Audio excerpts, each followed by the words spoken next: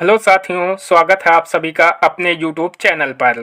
साथियों, आज के इस वीडियो में हम देखने वाले हैं जो आप सभी का यूपी पुलिस का एग्ज़ाम होने वाला है 17 और 18 फरवरी को। उसी के जनरल नॉलेज के मोस्ट इम्पॉर्टेंट टॉप 38 प्रश्न को यहाँ डिस्कस करने वाले हैं। तो वीडियो काफ़ी इम्पॉर्टेंट होने वाली है, तो आप लोग इसे पूरा ज़रूर देखिएगा। जिन साथियों ने अभी तक हमारे चैनल को सब्सक्राइब नहीं किया है तो चैनल को फटाफट सब्सक्राइब करके बेल आइकन को दबा दें।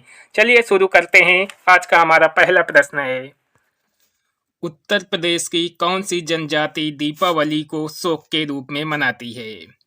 तो बताइएगा। सभी साथियों को प्रत्येक क्वेश्चन का उत्तर बताना है। तो याद रखिएगा साथियों, सही जवाब हो जाएगा ऑप्शन ए, थारू जनजाति दीपावली महोत्सव को शोक के रूप में मनाती है। अगला प्रश्न है साथियों कि किस संशोधन के द्वारा संविधान में समाजवादी, धर्मनिरपेक्ष तथा राष्ट्र की एकता एवं अखंडता जैसे शब्द जोड़े गए? तो साथियों, सही जवाब हो जाएगा 42वां संविधान संशोधन के द्वारा समाजवादी, धर्मनिरपेक्ष तथा राष्ट्र की एकता एवं अखंडता जैसे शब्द जोड़े गए। अगला प्रश्न है साथियों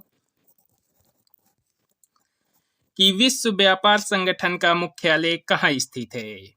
तो साथियों, सही जवाब हो जाएगा ऑप्शन डी, जिनेवा में विश्व व्यापार संगठन का मुख्यालय स्थित है। अगला प्रश्न है साथियों कि हाल ही में विश्व का सबसे बड़ा सोलर पार्क किस देश में स्थापित किया गया? तो साथियों, सही जवाब हो जाएगा मोरक्को देश में विश्व का सबसे बड़ा सोलर पार्क स्थापित किया गया।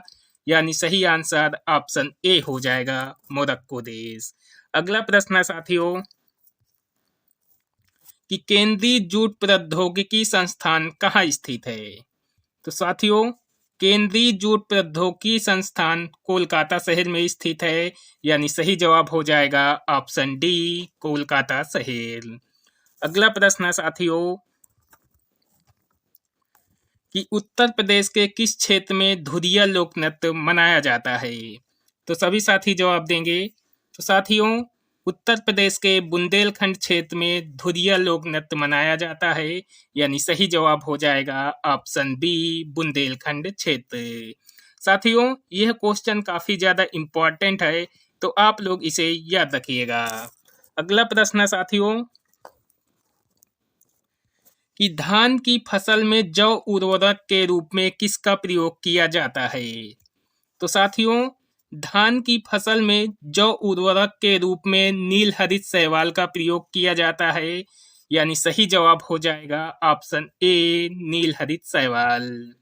अगला प्रश्न है साथियों, उत्तर प्रदेश में शैक्षणिक अनुसंधान एवं विकास परिषद की स्थापना किस वर्ष की गई थी?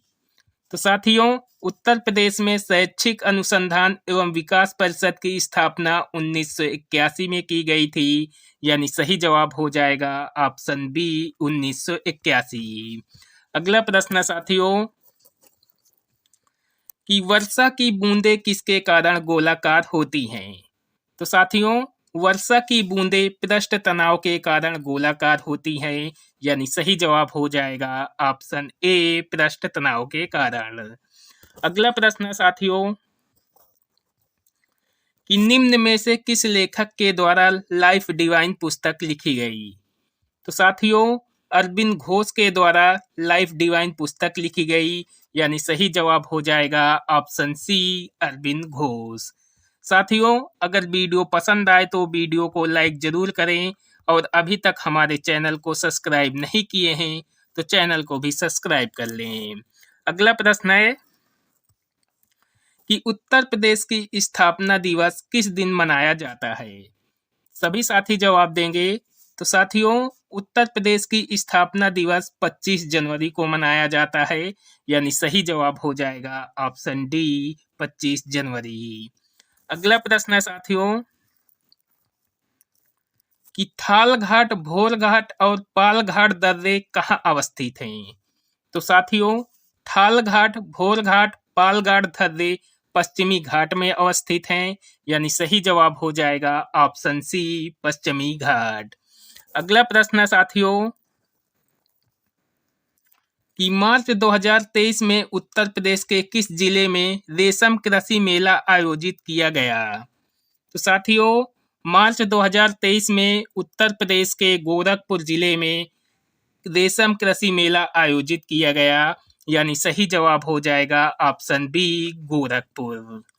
अगला प्रश्न है साथियों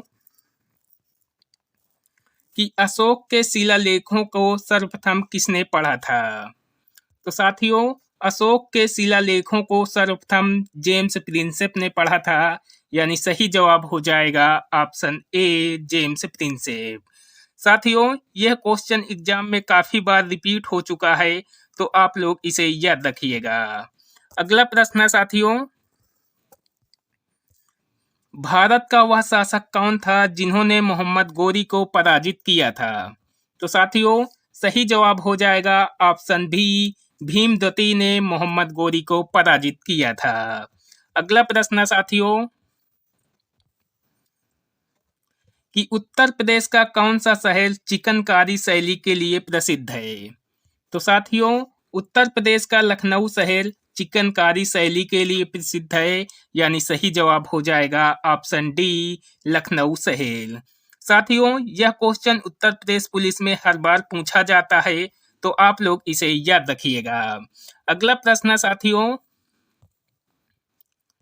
कि उत्तर दक्षिण गलियारा परियोजना किन्हें आपस में जोड़ती है।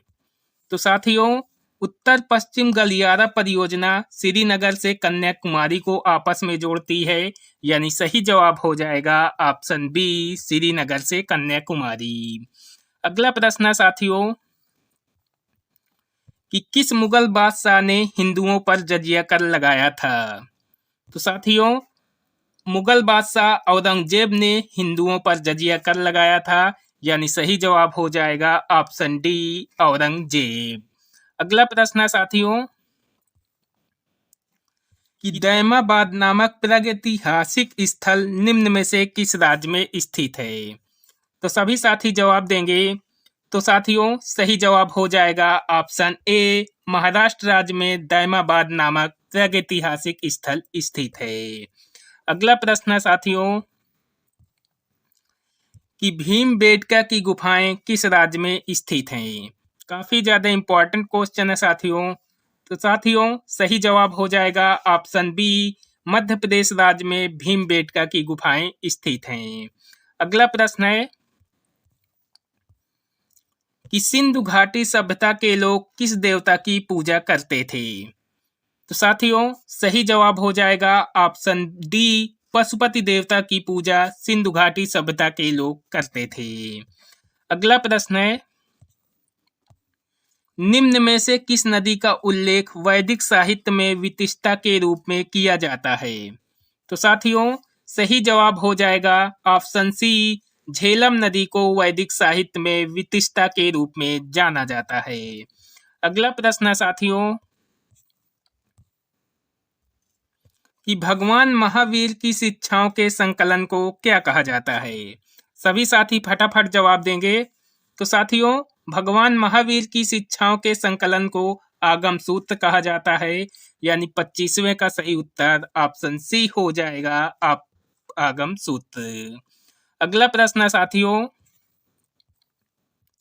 कि तमिल का गौरव ग्रंथ जीवक चिंतामणि किस धर्म से संबंधित है। तो साथियों, तमिल का गौरव ग्रंथ जीवक चिंतामणि जैन धर्म से संबंधित है, यानी सही जवाब हो जाएगा ऑप्शन ए, जैन धर्म।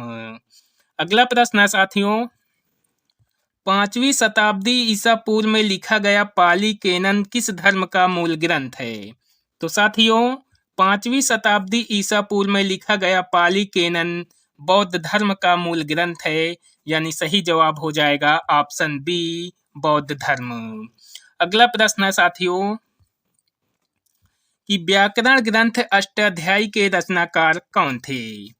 तो साथियों, व्याकरण ग्रंथ अष्टाध्यायी के रचनाकार पाणिनि थे, यानी सही जवाब हो जाएगा ऑप्शन बी, पाणिनि। अगला प्रश्न साथियों कि राजा अजातशत्रु किस वंश के राजा थे। तो साथियों, राजा अजातशत्रु हर्यक वंश के राजा थे, यानी सही जवाब हो जाएगा ऑप्शन सी हर्यक वंश। अगला प्रश्न है साथियों कि गंधार कला शैली किस राजवंश के तहत विकसित हुई थी। तो साथियों गंधार कला शैली कुषाण वंश के तहत विकसित हुई थी, यानी सही जवाब हो जाएगा ऑप्शन डी कुषाण वंश। अगला प्रश्न साथियों कि अशोक ने अपने सभी अभिलेखों में किस भाषा का प्रयोग किया था। तो साथियों अशोक ने अपने सभी अभिलेखों में अर्धमगधी भाषा का प्रयोग किया था, यानी सही जवाब हो जाएगा ऑप्शन ए अर्धमगधी भाषा। साथियों ये भी क्वेश्चन काफी ज्यादा इम्पोर्टेंट है, तो आप लोग इसे याद रखिएगा। अगला प्रश्न साथियों कि गुरु गोविंद सिंह ने खालसा पंथ की स्थापना कब की थी। तो साथियों सही जवाब हो जाएगा ऑप्शन बी 1699 ईस्वी में गुरु गोविंद सिंह ने खालसा पंथ की स्थापना की थी। अगला प्रश्न साथियों कि निम्नलिखित में से किसने मद्रास में रैयतवाड़ी व्यवस्था लागू की थी।